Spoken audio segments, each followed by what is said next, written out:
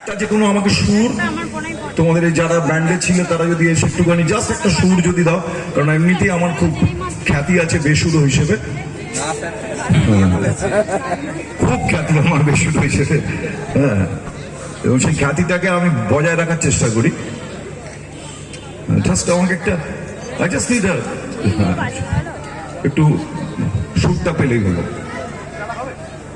চা কতটা গরম, একটু একটু বাদে খাচ্ছি, এরা গিয়ে খাচ্ছি।